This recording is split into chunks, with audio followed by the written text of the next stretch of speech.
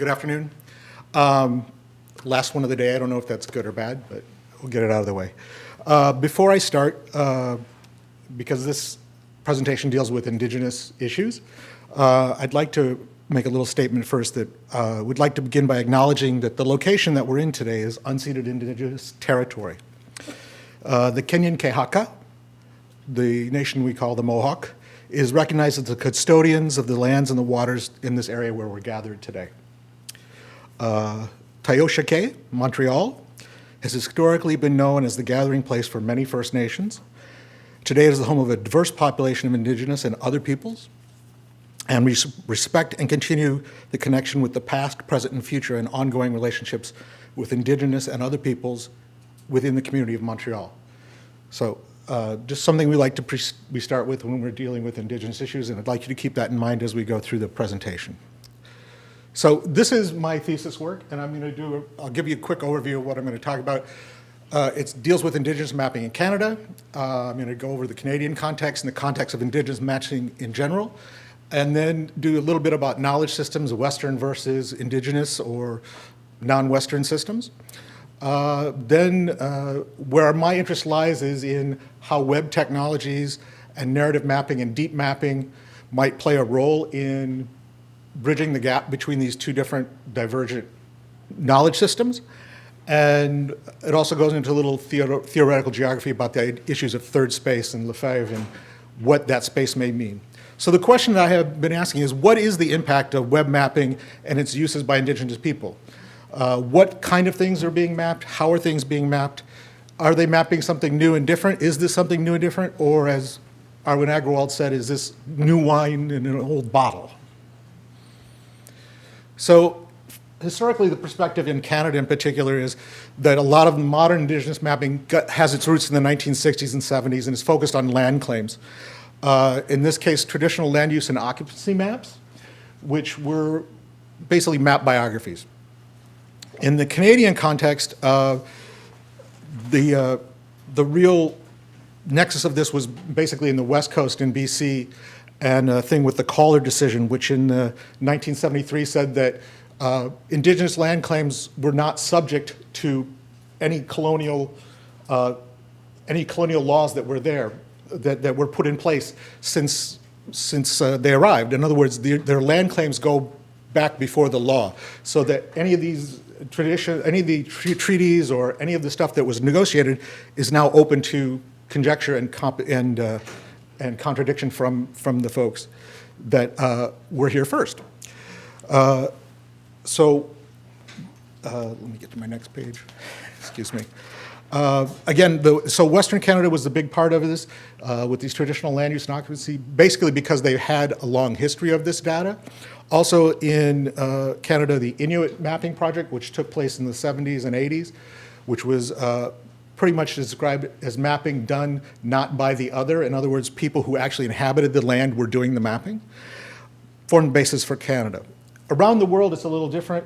There was a counter-mapping movement in the 90s, Latin America, Africa, and Asia. In the lower 48, it's kind of been dominated, Indigenous mapping's been dominated by the Bureau of Indian Affairs, which adopted GIS technology and things like that fairly early, and actually propagated that out to the nations.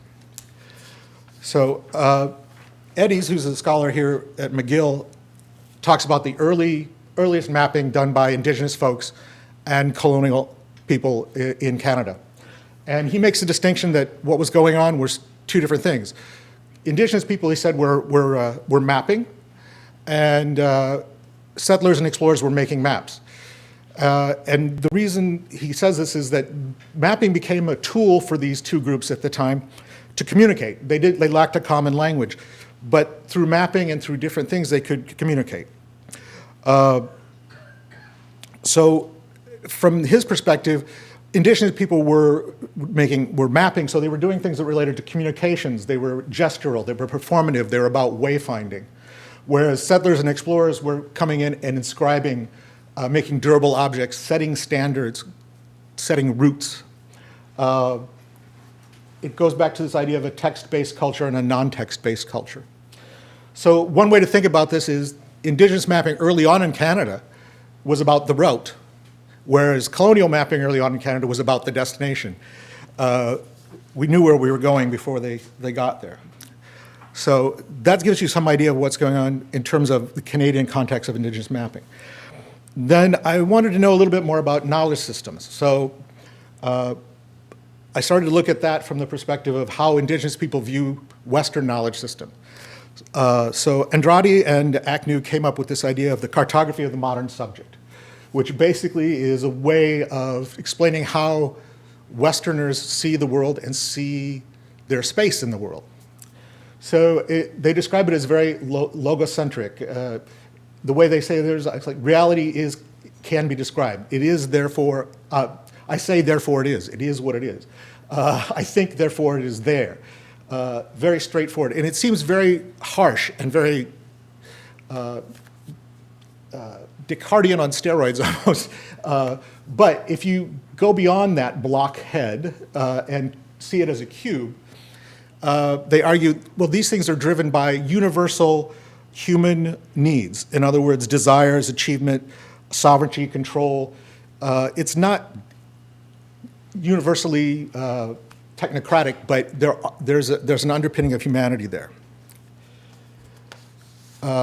Smith, who is an Indigenous Pacific Islander, came up with an idea talking about how Indigenous people see the world and understand it. And I work a lot with this as part of my research. And she visualizes the world that we live in as as a tidal pool. And if you think about this as the states of being, or these processes, the states of being are like states of survival, states of recovery, states of development, states of self-determination. These are the states that human beings find themselves in. These processes that we work through, whether they're physical, spiritual, emotional, or whatever, impact those states. One way to think about this is if you think about the states of being as being the water, and the processes being the waves, and then we are the things in the water being moved by these things through these processes. So the idea is that this also will drive a different way of seeing the world and your space in the world and how you understand space. More recently, kind of a hybrid between these two views is this work by Olson, who talks about traditional land use and occupancy mapping, which has been always this idea of who, what, where, when, and why. We'll do a map biography, we'll go out, we'll ground proof it, we'll make these marks on the map, and this will eventually become the map that reflects what Indigenous territory is about.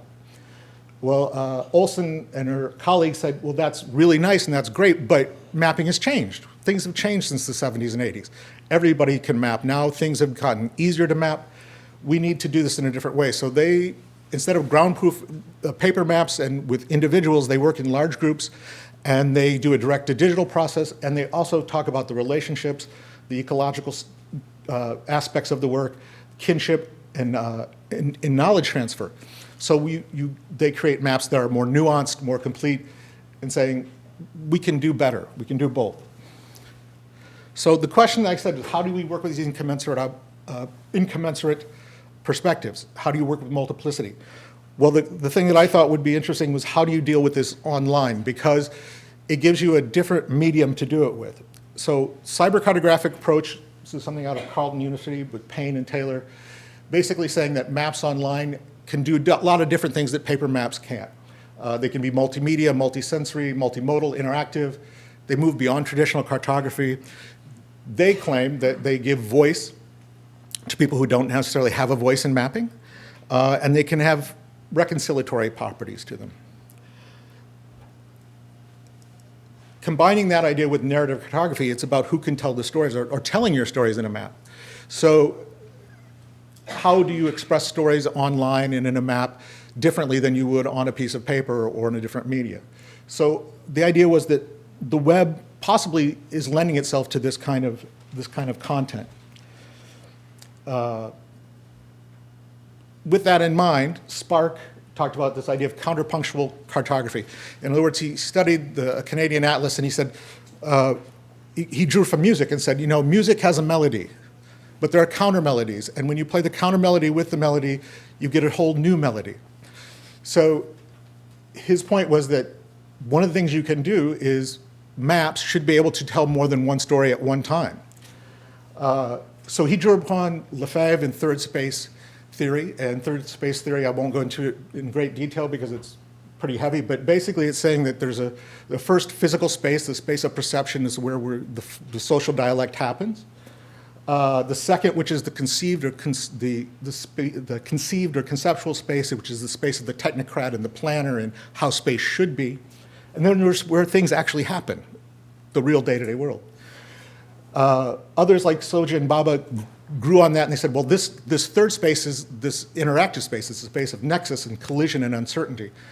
So my question was, is the internet providing this third space for mapping for Indigenous people? Can you tell different stories in this third space? So I thought, well, what will we do? We'll do a site audit. We'll look at the websites that are out there. Oh, one too many. So how did I decide which sites we would use? Well, it's pretty simple. If the site is Canadian-based and it does contain Indigenous mapping, then it's a candidate. Not real complex. But when I broke it down finally, I found that there were some associations that we could do. So we had sites associated with an NGO, sites associated with a research organization. In this case, it was either through Carleton University or University of Victoria, or they were non-affiliated. Then working with Smith's model, she comes up with, in her writing, she gives some ideas of different types of content that would be considered decolonialized or different or more in the vein of an Indigenous way of thinking. So that ended up allowing me to create a set of meta-categories dealing with issues like acquisition and control. So if you have content about claiming and naming and returning land, then you're being progressively more and more in an Indigenous mindset or toward a non-colonial way of thinking about space. If you are covering things like ethnography, like narratives, processes that allow people to speak with their own voice, there's all these categories that we came up with. I won't go into them in great detail, but we can do that later. So, but that gives you an idea of what kind of things we were talking about. So basically at that point, you start counting links, you start counting images, videos, audio, maps, text, anything that's on the web, and you create a spreadsheet and you fill it with that information. At that point, each website was evaluated on kind of a scale here. So if there was no content, they scored 0. If there was 6 or plus incidents of this type of content, they got a 4. It went into a spreadsheet, and things were spread out. So of the sites we looked at, it was purely a sample of these 3 groups. You can see it comes with a really nice curve. You say, well, everything's out there, and everything is out there. So, and then when you rank them, you get a nice, top to bottom. It looks really nice. We only had one website that scored a perfect score, which was University of Victoria at University of Victoria, and it was their Oka map. But then when you start to group them, things get a little different. You start to see different patterns. You see that university and research-associated sites tended to do a little bit better. They scored higher. I believe University of Victoria was the first in terms of how well it did in overall scoring. Carleton was second, then the NGO sites, and then the non-affiliated sites.